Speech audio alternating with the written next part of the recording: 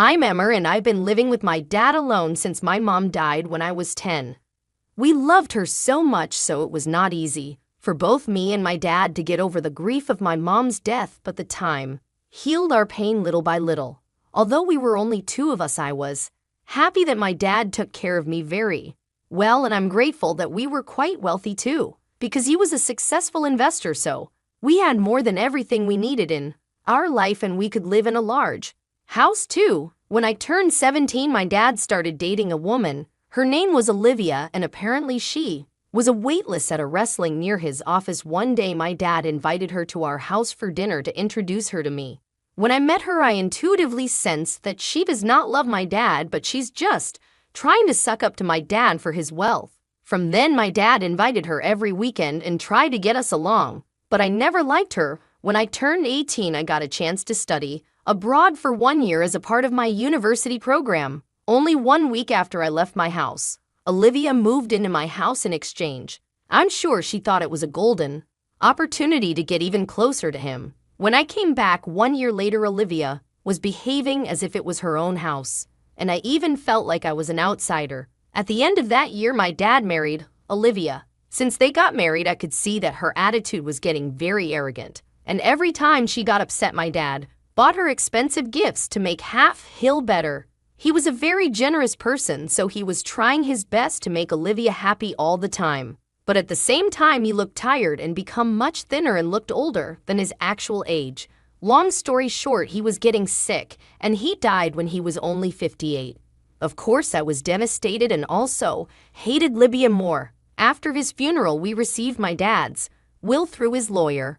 I don't know how Olivia gained so much trust from him, but my dad left more than 80% of his heritage to Olivia. For me, he left me the rest of the heritage as well as the house with legal papers stating that it belongs to me. I actually didn't expect this at all, and I didn't know why he did this. It was easy to tell that Olivia was very upset that she didn't get the house. Especially our house is a 5 bedrooms luxury house situated on a high-end residential street, so it will be a huge profit if you saw it. After my dad's death, Olivia was trying to build a relationship with me for a little while by talking to me whenever she saw me in the house, while her artificial smile and friendness, but it was just very creepy and disgusting to me.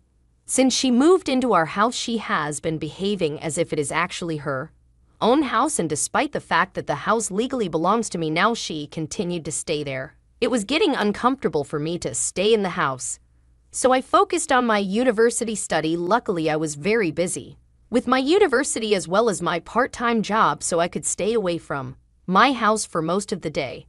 But at the same time, her attitude was becoming more arrogant day by day, and she was acting as if she was the boss in the house.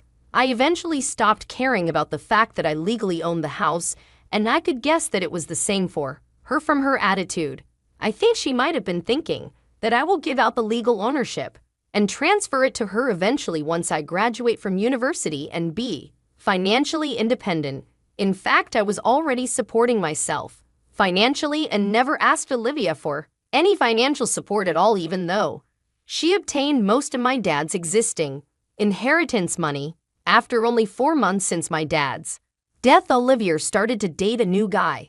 I found this out by bumping into him when I went home just to pick up some textbooks that I had left behind me in my room. Olivia seemed to be a little panicked, but quickly introduced him to me with her artificial smile. I thought it was already discussed with her fake smile, but what made me even more sick was he was only 3 years older than me. His name was Anthony. He was always wearing punk-style clothes, a spiky hairstyle, and piercing on his nose, and apparently he doesn't have a job. I have no idea where Olivia met him, but it was obvious that he was with her for her money, which used to be my dad's money. One day when I came home after my part-time job, Olivia says she wanted to talk to me. She said me and Anthony are getting married. Of course, I love your father, but I can't be sad forever, so I need to move on. I smiled artificially and said, "Congratulations."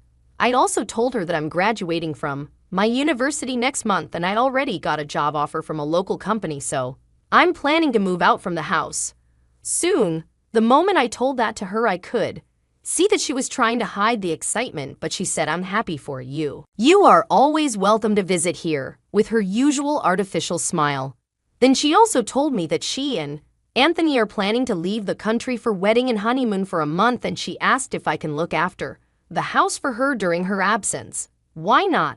I would be happy to take care of the house, I immediately replied, and thought in my mind that now is a time for me to carry out my plan. Is there any better time than now? Now I will tell you the most exciting part of this story. In the following week, Olivia and Anthony left for their wedding and honeymoon adventure with excitement in the morning. Within the same day, I called up a few real estate agencies that I would like to list my house. Yes, my house. The advertisements were placed on their websites immediately. By the evening, I made a contract with a strange place for 3 months. Next morning, Nubarak that I booked the day before to take Libya's furniture and belongings. Of course, I kept everything that was originally bad before Olivia moved in. That afternoon, I already started to receive a lot of calls and emails from people who are interested in renting my house. By the end of the week, I've decided to rent a house to a lovely couple in their 60s. They just retired and they were looking for largely house to spend the rest of their life with some spare rooms when their married 2 daughters' families came over to stay with their 5 cute grandchildren. They looked very happy with the house as well as the location, and we made a race contract for them to move in just 1 week prior to Olivia's return date. I felt that they will take good care of my house, so I was also happy that this lovely couple will live in my house instead of Olivia. I contacted my lawyer, who I took over from my dad, and shared all the information, including Olivia Strange. I think I'm very generous that I paid for the stretch for 3 months, which is 2 months longer than their trip.